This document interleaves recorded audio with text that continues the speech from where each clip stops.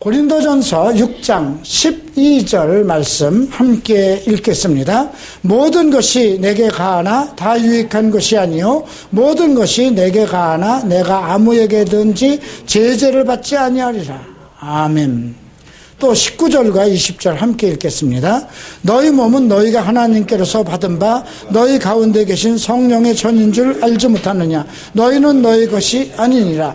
값으로 산 것이 되었으니 그런즉 너희 몸으로 하나님께 영광을 돌리라. 아멘. 자, 우리가 고린도서를 배우면서 고린도 교회에 받은 은혜가 얼마나 큰지를 살펴보았고요. 그거와 관련돼서 고린도 교회에 아주 악한 일들이 일어나고 있었던 것을 살펴봤는데요. 고린도 교회에 가장 크게 나타난 세 가지 악습이 있습니다. 그 첫 번째가 무엇이냐면 교회의 분열입니다. 이것은 오늘날도 마찬가지입니다. 교회가 분열되는 것만큼은 주님께서 가장 원하지 않는 것입니다. 예수님이 머리셔. 그리고 우리는 지체예요. 그래서 어떤 일이 일어나도 분열이 돼서는 안 됩니다. 우리가 여기 중국인 예배가 이제 조선족 예배가 시작이 됩니다. 그래도 우리 교회의 주인은 예수님이고 그리고 이제 우리의 지체들이 이렇게 각 은사를 따라서 나누어졌습니다. 그래서 예배를 따로 드린다고 그래서 또 리더가 누가 서로 다르다고 그래서 우리가 분열돼서는 안 됩니다.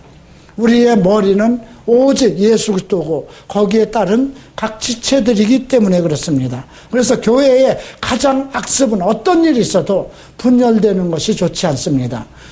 담임을 따라서 부목사가 좋다. 새로운 미국에서 어떤 분이 새로 와서 그분이 박사학위를 받았으니 그분을 따라간다. 그런 것과 같은 일들이 우리 한국교회에서 많이 일어나고 있습니다. 그런데 고린도 교회에서도 그랬어요. 바울파, 게바파, 예수님파, 또 아볼로파 이렇게 막 갈라지기 시작했어요. 이것을 가장 큰 첫 번째 고린도 교회의 악이었습니다. 두 번째는 무엇이었을까요? 우리가 5장에서 배운 것입니다. 윤리적인 타락입니다. 성적인 문제입니다. 윤리가 무너진 겁니다. 여러분, 윤리가 무너지면, 기독교에서 윤리가 무너지면 이거는 아무것도 아닙니다. 의롭다는 게 뭡니까? 여러분, 경건은 하나님과의 관계예요. 그러나 의는 사람과의 관계입니다. 그렇죠? 사람과의 관계.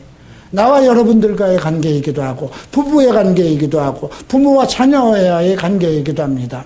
그 사이에 서로 감정이 얽히고 서로 질투, 시기, 악심이 생긴 것, 이것이 윤리가 깨어지는 것입니다. 그 중에서 가장 악한 것이 성적인 문제였습니다. 아비의 계물을, 아비의 재산을 내가 물려받고 내 것으로 만들고자, 그 자기 계모가 받은 그 재산을 내 것으로 만들고자 자기의 계모를 자기의 처로 관계를 가져버린 것입니다. 이것은 세상에서도 없는 일이라는 거죠. 이런 일들이 초대교회에 있었습니다. 그에 대해서 바울은 내가 너희와 함께, 내 영이 너희 영과 함께 모여서 그런 자를 사단에게 이미 내어줬다고 그랬습니다. 그래서 육체는 멸하고 그의 영은 그리스도의 날에 구원하기 위해서라는 것이죠. 이것이 어쩌면 예수를 믿는 자들의 복일 수 있습니다.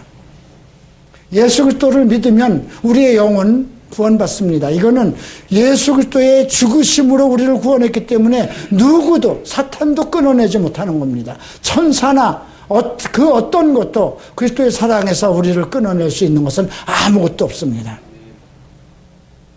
그러나 바울은 음란에 빠지고 윤리적으로 잘못된 사람을 교회에서 출교시킴으로 인해서 그의 몸을 완전히 사탄에게 내어준다고 했던 것입니다. 이것이 교회의 권위입니다. 한 사람이 윤리적으로 잘못됐을 때 그를 바로잡으려고 노력하고 그를 권면하고 그에게 열정을 다해서 그를 돌이키려고 했는데도 그가 그 죄에서 떠나지 않고 계속 불의한 일을 한다면 그런 자들은 내어주라고 말하고 있습니다. 마태복음 18장에선 한 사람도 이루어지는 것은 하나님의 뜻이 아니라고 그럽니다. 그래서 형제가 범죄하거든 너는 가서 그 형제와 단둘이만 권면해서 그를 돌이키라고 그러죠. 그래도 듣지 않으면 두세 사람이 가서 말마다 정참해서 그를 다시 그리스도에게로 돌아오도록 회개토록 하라는 것입니다. 그래도 듣지 아니하면 온 교회가 나서서 그 영혼을 온전케 해야 된다는 것입니다. 그래도 듣지 아니하면 어떻게 하라는 것입니까? 내어 쫓으라는 것입니다. 오늘 이 문제가 아마 바울은 교회가 아마 그의 잘못에 대해서 여러 번 권고를 했어야 되는데 교회가 그거를 고린도 교회가 그걸 묵인했던 것입니다. 왜 묵인했을까요? 아마 그가 돈도 많고 또 돈이 많은 것만큼 또 사회적으로는 어떤 그 직분이나 역할이 있었을 것입니다. 우리 교회는 그런 사람들이 없지만 우리나라 큰 교회, 대형 교회 가면 상당히 유명한 교수들이나 사회의 어떤 직분자들이 나올 수가 있습니다. 그런데 그들도 똑같은 그냥 성도일 뿐이에요. 그런데 그들이 어떤 범죄를 하고 있고 음행에 가담되어 있고 뭐 정말 도둑질하는 것을 보한다면 어떻게 될까요? 당연히 교회가 그것을 막아야 되고 권고해야 되고 책망해 줘야 되는 것입니다. 그런데 그 사람이 사회적인 지위가 있고 재물이 많고 교회에서 역할이 많다 보니까 묵인하고 가는 것. 사실 5장에서는 교회를 책망한 것입니다. 교회가 그래서는 안 된다는 것입니다. 자, 오늘 세 번째 악에 대해서 우리가 살펴봅니다. 이것은 바로 오늘 성도 간의 소송 문제입니다. 오늘 우리가 6장에서 두 가지를 다루게 되는데요. 1절부터 그 11절까지는 성도 간에 있는 서로의 소송, 이해관계를 다루게 되고요. 그리고 12절부터는 이제 우리가 어떤 위치인가, 우리 성도의 위치, 존재가 어떠한 존재인가에 대해서 살펴보겠습니다. 자, 이제 6장 1절을 보시겠습니다. 너희 중에 누가 다른 이로 더불어 일이 있는데 구태여 불의한 자들 앞에서 송사하고 성도 앞에서 하지 아니하느냐? 성도가 세상을 판단할 것을 너희가 알지 못하느냐? 세상도 너희에게 판단을 받겠거든 지극히 작은 일 판단하기를 감당치 못하겠느냐? 우리가 천사를 판단할 것을 너희가 알지 못하느냐? 그러하거든 하물며 세상 일이라. 이 문제에 대해서 그런즉 너희가 세상 사건이 있을 때 교회에서 경위 여김을 받는 자들을 세우느냐? 우리는 지금은 뭐 우리 교회는 이런 일이 없습니다만 큰 대형 교회에서는 그 성도들 간의 이해관계를 가지고 서로 소송하는 경우가 있죠. 그거 이권 다툼이 일어나면 그러는 거예요. 성도들 간에도 서로 소송을 할 수밖에 없죠. 여러분 이걸 한번 생각해 보세요. 교회가 그럴 만한 능력이 없느냐 이런 뜻이죠. 근데 소송이 걸리면 서로 이해관계가 걸리면 이걸 재판소에다 의뢰를 한다는 거죠. 근데 그 당시 그 고린도 교회는 아주 좀 특별한 그러한 그 사회 그 소송 제도가 워낙 잘 돼 있었어요.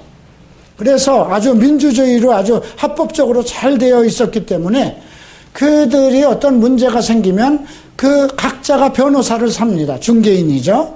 그래서 A라는 사람도 피고가 될 사람이나 원고가 될 사람이나 똑같이 변호인을 삽니다. 지금도 마찬가지입니다. 그리고 변호인과 서로 의논해서 제3의 변호인을 또 하나 세웁니다. 그래서 이렇게 조율을 하게 돼 있어요. 그런데 그것이 안 되면 어떡할까요? 서로 또 그 다른 평의회를 또 만들어 냅니다. 그래서 상당히 많은 사람을 함께 그 서로 선임을 해서 지금의 이제 배심원 제도와 같은 그렇게 해서 많은 사람을 세웁니다. 그렇게 해서 공정 중개인을 몇 사람을 만들었는데도 거기서도 판결이 안 나죠. 그러면 배심원 제도를 듭니다.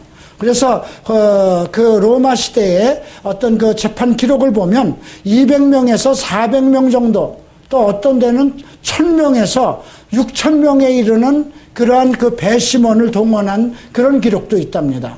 어떤 한 사건을 해결하기 위해서 1000명의 배심원을 뒀다는 거죠. 그러니까 큰 넓은 우리가 고대 영화를 보면 올림픽 경기와 같은 그런 데서 재판을 했던 것이에요. 6천 명의 배심원 판결이 있었던 그런 기록도 있다는 것입니다. 그 정도로 그 헬라 시대로부터 로마의 시대까지 그 소송 제도가 아주 완벽하게 사회적인 하나의 제도화되었던 것입니다. 그러니까 이 고린도 교회 사람들은 어떻게 살았나요? 그냥 세상을 그렇게 살았잖아요. 그래서 늘 그것이 하나의 생활화되고 구경거리가 됐던 거예요. 내가 만약에 배심원으로 되든가 아니면 중개인으로 되든가 그렇게 하면 상당히 사회에서 이렇게 존경을 받게 되고, 그래서 어떤 사건이 일어날 때마다 사회적인 어떤 그러한 구경거리가 되고 그것이 하나의 유행처럼 번져나간 거예요. 그래서 생활화되었던 것입니다. 근데 이들은 만약에 유대인들은 어땠을까요? 유대인들은 문제가 생기면 누구한테 가져갔어요? 장로들이, 그죠? 장로들, 70인 공회가 있었습니다. 그래서 장로들에게 가져갔고, 70인 공회가 없었던 모세 시대나 이런 때에도 각 부족의 장로들로서 성문 앞에 모였던 것이죠. 그래서 우리가 룻기를 봐도 나오미의 어떤 룻의 결혼 문제를 결정할 때 그 장로회에서 결정하지 않습니까? 그래서 유대인들은 그런 자치 공동체가 있었어요. 그 율법에 따라서 그 장로들의 의결기관을 통해서 어떤 문제를 율법대로 처리를 했습니다. 그런데 이방인들은 하나의 국가의 법이 있고 그 국가의 법에 따라서 그 사람의 송사를 판결하기 위해서는 아주 이렇게 유럽의 로마 시대 때부터 아주 복잡한 의결 기구를 둬서 재판을 하기 시작했다는 것입니다.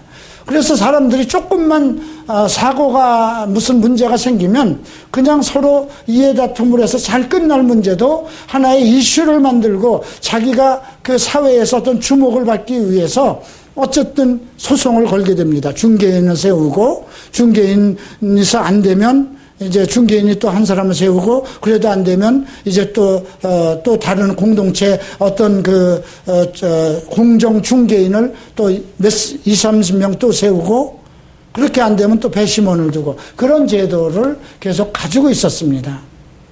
그런데 예수를 믿고 나서 교회가 됐는데도 그것이 그대로 나타나는 거예요.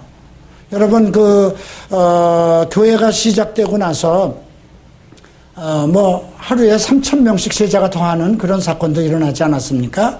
고린도 교회에 지금 여러분 생각해 보세요. 바울파도 생겼고, 게바파도 생겼고, 아볼로파도 생겼다는 건 뭡니까? 교회가 부흥되기 시작했다는 것입니다. 그 교회가 부흥되는 속에서, 그래도 세상을 사는 것은 똑같이 우리가 교회 속에 하나님을 믿고 예수를 믿고 하나님을 찬양하지만 세상을 살아가는 건 또 일반 우리가 세속적으로 나가서 먹고 살아가는 문제가 있죠. 그러다 보니까 세속적인 문제 중에 재판이 걸리게 되고 믿는 사람들 간에도 소송거리가 생긴다는 거죠. 그럼 소송거리가 생기면 교회에서 이것을 해결해야 되는데 가지고 나갔어요. 재판소에다. 왜 그랬을까요? 교회에서 습관도 있었지만 교회에 이런 법이 없었던 거예요. 아직까지. 성경이 완전히 기록되어 있지 않은 시대에 살았어요. 그 당시는 성령을 통해서, 사도들을 통해서 성경이 기록되어 가고 있었잖아요. 구약처럼 뚜렷하게 율법을 도둑질하지 마라, 하지 마라 이렇게 줬으면 되는데 그 율법은 누구에게 준 거예요? 유대인들에게 준 거예요. 그런데 지금 복음의 시대에 와서는 성경을 지금 써내려가고 있는 도중입니다. 지금 음행의 문제도 왜 그렇게 생겼을까요? 아까 우리가 5장에서 얘기했던 그런 성적인 윤리가 왜 문란하게 됐을까요?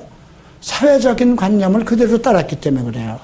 거기가 아프로디테라는 신전이 있었고 거기는 여사제들이 수백 명씩 있었는데 그들이 성전을 운영하기 위해서는 저녁이면 고린도시에 나가서 창녀노릇을 합니다. 거기서 버는 돈을 가지고 그 신전을 운영해 나갑니다.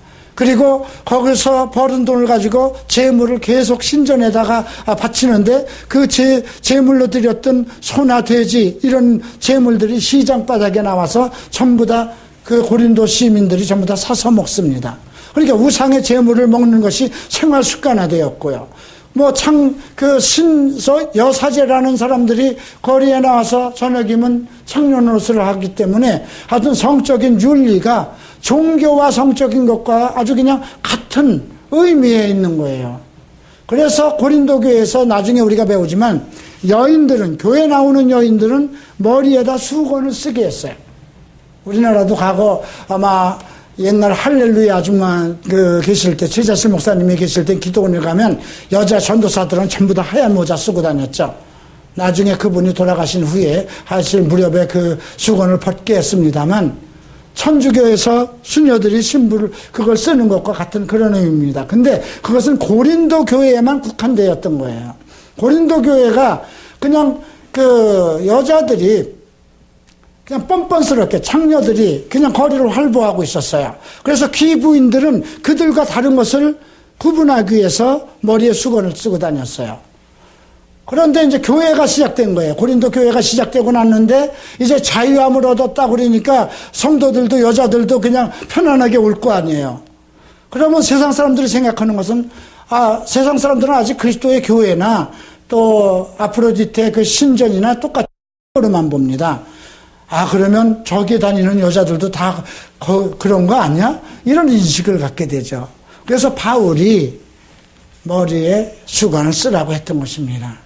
그런 일들이 일어난 거예요. 그러니까 오늘 우리가 5장, 6장에서 배워야 되는 것은 무엇이냐면 세상의 어떤 윤리 문제, 도덕, 법적인 문제 이런 틀 속에서 살아왔기 때문에 우리는 그 속에서 살면 안 된다는 겁니다. 그러한 세상의 풍습과 관습에서 벗어나서 그리스도의 성결함과 의로함 속에서 살아가야 된다는 것입니다. 그것을 하기 위해서 주신 것이 이러한 성경 말씀이에요. 그래서 우리가 오늘 그 6장의 1절부터 언급되는 소송 문제, 이것이 교회 안에 그런 일들이 세상 사람들, 세상 속에서 관습이 되어 왔기 때문에, 그래서 여러분들도 세상에서 이렇대, 뭐가 이렇대, 그 관습을 따라가서 살면 안 된다는 것입니다. 우리 성도들은 하나님의 주신 법, 말씀 안에서 살아가야 되는 거죠. 그것이 진리죠. 우리는 진리를 따르는 진리의 복음으로 거듭난 사람들입니다. 그래서 어떤 일이 있어도 우리는 성경이 가리키는 그 말씀을 토대로 해서 살아가야지 세상법을 토대로 해서 살아가면 안 된다는 거죠. 그렇다고 해서 세상법을 지키지 말라는 것이 아니에요. 세상에는 세상법이에요. 그러나 우리가 사람들과의 관계, 하나님과의 관계, 또 모든 인간의 생활 속에서의 모든 원리는 성경적인 것을 토대로 살아가야 된다는 것입니다. 자, 이제 아주 중요한 부분을 살펴보도록 하겠습니다. 자, 9절을 봅니다. 이것은 여러분들이 정말 명심보감으로 삼아야 될 것입니다. 자, 함께 읽겠습니다. 불의한 자가 하나님의 나라를 유업으로 받지 못할 줄 알지 못하느냐. 미혹을 받지 말라. 음란하는 자나 우상숭배자나 간음하는 자나 탐하는 자나 남색하는 자나 도적이나 탐남하는 자나 술 취하는 자나 후욕하는 자나 토색하는 자들은 하나님의 나라를 유업으로 받지 못하나니. 이 말씀에 대해서 우리가 좀 잘 생각해 보십시다. 여기서 불의한 자들은 누굴까요? 불의한 자. 지금 우리가 6장 1절에서 나오는 불의한 자하고요, 9절에서 나오는 불의한 자는 다릅니다. 6장 1절에서 나오는 불의한 자는 믿지 않는 자들을 얘기합니다. 그래서 우리가 만약에 성도인데 하나님의 법을 가지고 있는데 자꾸 재판을 하게 되면 그 불의한 자들한테 재판을 받는 거잖아요. 그죠? 판사, 검사 그들도 다 세상 법을 가지고 하는 거잖아요. 이게 어느 법이 먼저냐 이거죠. 하나님의 법이 우선이 돼야 되느냐, 세상 법이 우선이 돼야 되느냐. 우리가 인간과의 모든 문제, 성도 간의 모든 어떤 문제가 있어도 성경에 주신 말씀 안에서 윤리와 도덕과 모든 그 법 안에서 서로 권면하고 해결하고 용서하고 그렇게 풀어가야 할 문제를 재판을 통해서 하게 되면 내가 하나님의 자녀이고 내 주인은 하나님인데 나의 판결을 누가 하는 거예요? 세상이 하는 거잖아요. 그 세상에 지배하는 신은 누구예요? 사단이잖아요. 세상을 지배하는 건 사탄이고 그 사탄의 그 세속적인 그 틀 안에서 내가 재판을 받는다고 생각하면 나는 하나님의 사람이 아니잖아요. 근데 그 문제를 얘기하는 것입니다. 그래서 어떻게 성도가 불의한 자들 앞에서 재판을 받을 수 있느냐 이거죠. 너희 중에는 그만한 머리도 없느냐, 그러한 능력도 없느냐. 우리가 천사까지도 판단할 것이다. 이것은 나중에 우리가 루시퍼라든가 정말 사람들을 유혹해서 나쁜 길로 인도한 그러한 위치에 있는 사람들, 우리가 성도들이 천사를 판단할 수 있는 능력이 있다는 것입니다. 그 정도로 우리의 성도의 위치가 정말 굳건한 그 성도의 권위를 가지고 있는데 우리가 세상 사람들 앞에서 판단을 받는 그러한 그 일들을 하지 못하게 하는 거죠. 여기서 언급하는 건 뭐냐면 우리의 모든 주관하는 것은 성경에 기록되어 있는 말씀과 우리에게 기름 부음을 통해서 통치하시겠다는 거죠. 그래서 교회의 머리를 대신 예수께서 많은 직분을 두죠. 예언자를 두고 전도자를 두고 목사를 두고 교사를 두고 그러한 직분 속에서 성령의 기름 부음을 통해서 하나님의 지혜로서 모든 문제를 해결해 나가는 것이죠. 그래서 우리가 2장에서 언급된 것이 하나님의 성령의 능력을 줘서 하나님의 지혜가 나타나는 것을 언급한 것입니다. 그리고 4장에서 우리가 하나님께서 교회 지도자들을 두었던 문제를 언급하고 있죠. 그죠? 하나님께서 그 교직자들과 지도자들을 세운 것에 언급한 것을 우리가 4장에서 배웠습니다. 자, 이제 그래서 이러한 부분 속에서 우리가 좀 9장 9절과 10절의 말씀을 좀 깊게 생각해야 될 부분인데요. 불의한 자가 하나님 나라를 유업으로 받지 못할 줄 알지 못하느냐. 불의한 자에 대해서 여기서 나오는 불의한 자는 그 하나님의 의를 벗어난 것. 그러니까 모든 앞 밑에서 나오는 죄의 목록을 포함한 것을 얘기합니다. 앞에서 6장 1절에서 얘기하는 불의한 자라는 것은 믿지 않는 성도들, 그들은 성도와 구분이 된 겁니다. 성도라는 건 원래 분리된 자, 의롭다는 것은 분리된 자를 얘기하는 건데 9절에서 나오는 불의한 자는 하나님의 나라를 유업으로 상속받지 못할 범죄에 속한 자들, 그것이 제일 먼저 언급되는 것이 무엇이냐면 음란입니다. 또 우상숭배, 간음, 탐색, 남색, 여기까지 보면은요 거의 다 성적인 것과 연결이 되어 있어요. 여기서 탐색이라는 건 그 여자처럼 흉내내는 사람, 어떤 그런 쪽을 얘기합니다. 음란하는 자, 우상숭배자, 간음하는 자, 탐색하는 자, 남색하는 자. 그 중에 성적인 것이 벌써 음란이 포함되어 있고 간음이 포함되어 있고 탐색이 포함되어 있고 남색이 포함되어 있어요. 남색은 동성연애죠.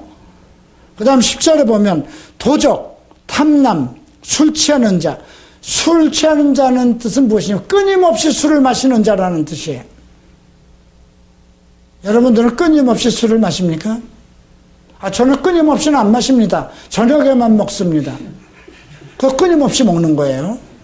하루도 안 빠지고 먹는 거잖아요. 이게 이 술 취하는 자를 잘못 설명하면은 난 술 취하게는 안 먹어요 이렇게 될 수 있잖아요. 근데 끊임없이 술을 먹는 자, 양심의 꺼리낌을 받고 술 때문에 많은 아픔과 고통을 겪고 많은 실패와 실수를 했음에도 불구하고 술을 먹는 자. 우리가 볼 때는 남색, 동성애는 아주 죽일 놈 같잖아요. 그죠? 근데 술 먹는 건, 부편 주고 다 먹지 않나? 잔치만 해도 먹어야 되고, 우리가 이 세상에서 어떻게 회식도 해야 되고. 근데 그런 풍조 속에 들어가면 마찬가지라는 거예요. 자, 후욕하는 자. 이게 이제 욕설인데요. 여기서 후욕한다든가, 이제 또 토색한다든가, 이런 그 말들은 좀 강한 정신력을 가지고 계속 그러한 것을 추구하는 것을 얘기합니다. 아주 욕설 속에서 살아가는 사람들, 이런 부분들. 근데 나는 여기에 포함되지 않았는가 한번 살펴봐야 돼요. 혹시 여러분들은 나는 없다 그러면 한번 우상숭배에 대해서 한번 생각해 보세요. 하나님보다 다른 것을 다른 사람을 더 좋아하는가? 하나님보다 다른 오락이나 또 어떤 취미나 돈이나 이런 걸 더 좋아하는가? 그렇다면 그것이 그 사람의 우상입니다. 또 함부로 말을 한다든가 이런 분들, 여러분들 이런 것에서 좀 깊은 좀 생각을, 이것이 고린도서에만 나오는 게 아닙니다. 에베소서에서도 나오고 갈라디아에서도 나옵니다. 또 디모데전서에서도 나옵니다. 계속해서 나온다는 거예요. 계속해서 같은 것, 이런 것을 행하는 사람들은 하나님의 나라를 상속받지 못할 것이라는 거죠. 그 상속 안 받으면 될 거 아니냐. 이제 이건 종말론적인 겁니다. 아까 우리가 5장에서 배웠죠? 아비의 계모를 취한 자가 이미 교회에서 내가 영으로 판단을 해서 이런 자들을 사탄에게 내어줘서 육신은 멸하고 그의 영은 그리스도의 날에 살게 한다. 여러분들, 내가 예수를 믿었으니까 그리스도의 날에 내가 살기만 하면 되지 않느냐? 아니요. 예수께서 이 땅에 오신다는 것은 성경의 약속입니다.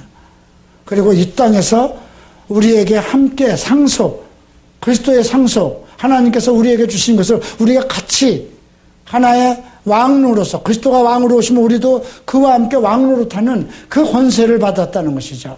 근데 거기에서 내가 제외된다면은, 그것이 만약에 1000년 동안이라면 나는 1000년 동안 무엇을 하고 있을까요? 불의한 자들이 그러한 상속을 받지 못하면 그 1000년 동안 그들은 어디에 있는 것일까요? 한번 생각해 봐야 돼요. 아마 지옥은 아닐 겁니다. 왜? 예수를 믿었기 때문에. 그의 영은 구원받았기 때문에. 그러니까 우리가 상급을 좀 덜 받으면 되지 않겠느냐.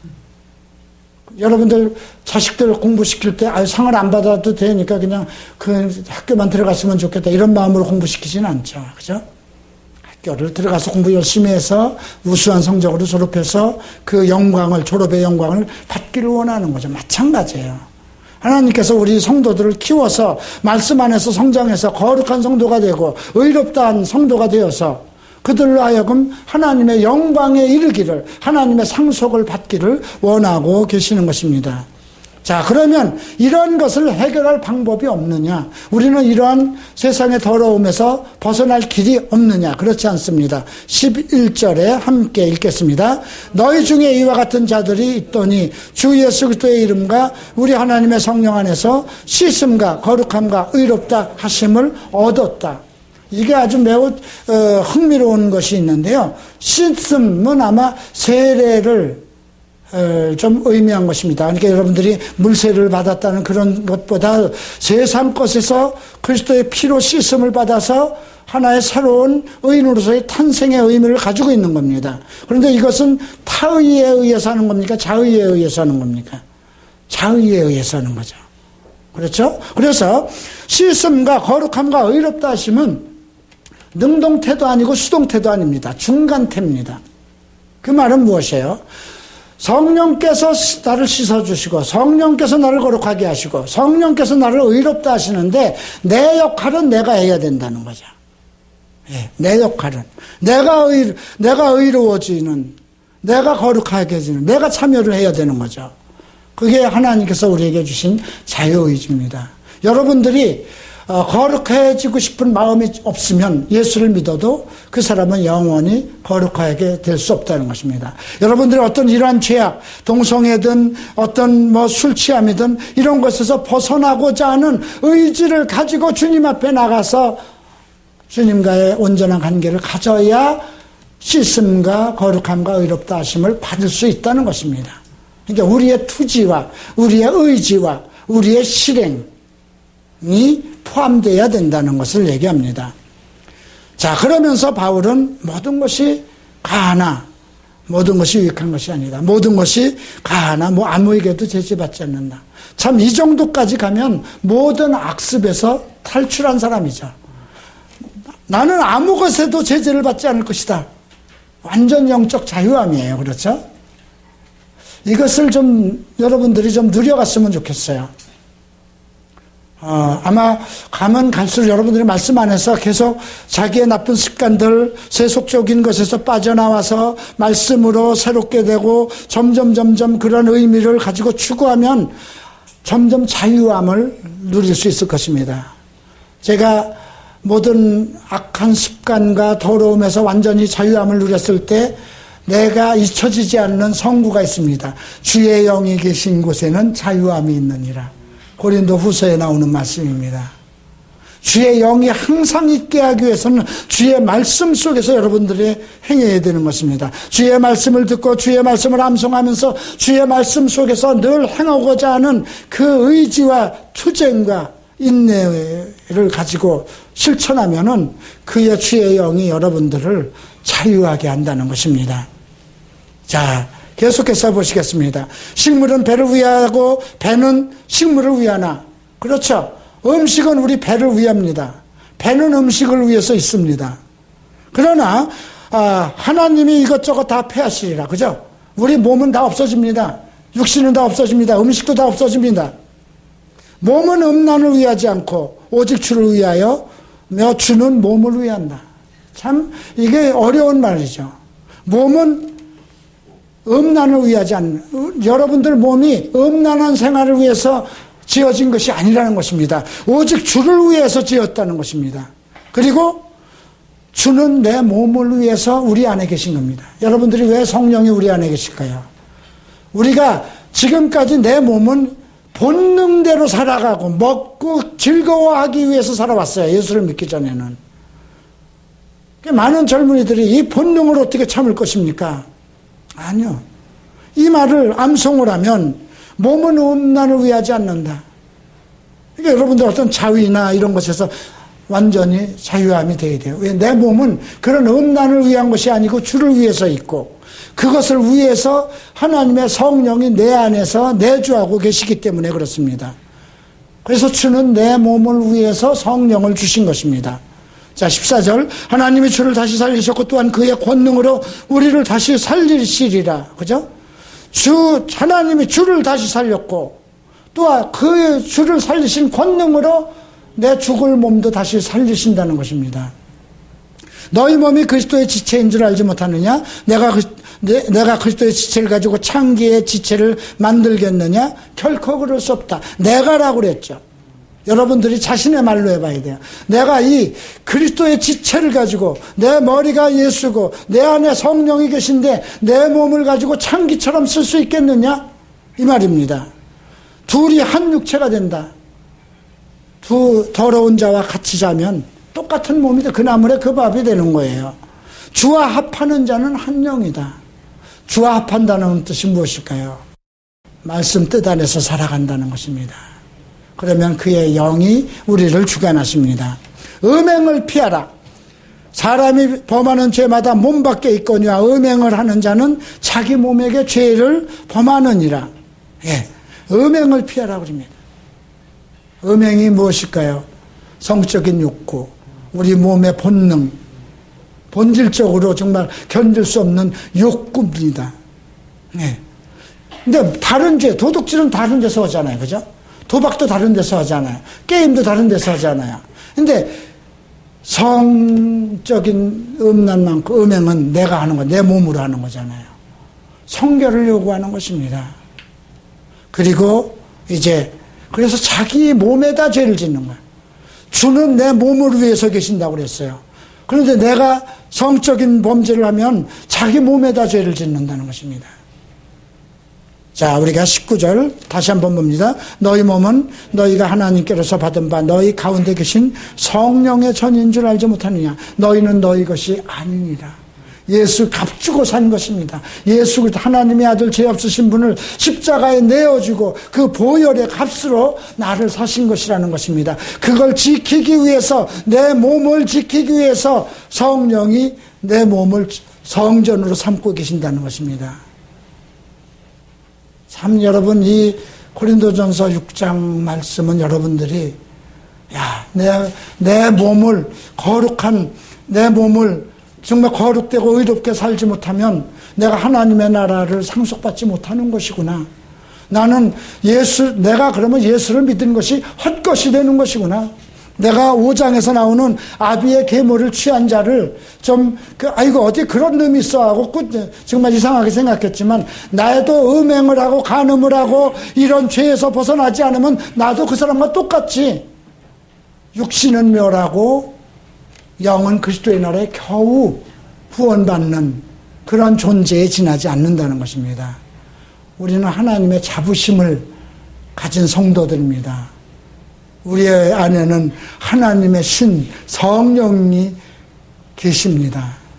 주는 내 몸을 우애한다는 거죠. 내 몸으로 영광을 드리도록 여러분들의 모든 생각과 말과 행동, 모든 여러분들의 몸이 거룩한 하나님의 성령의 전으로 그대로 하나님께 영광으로 나타나시기를 주의 이름으로 축원합니다. 기도하시겠습니다. 일어나시기 바랍니다.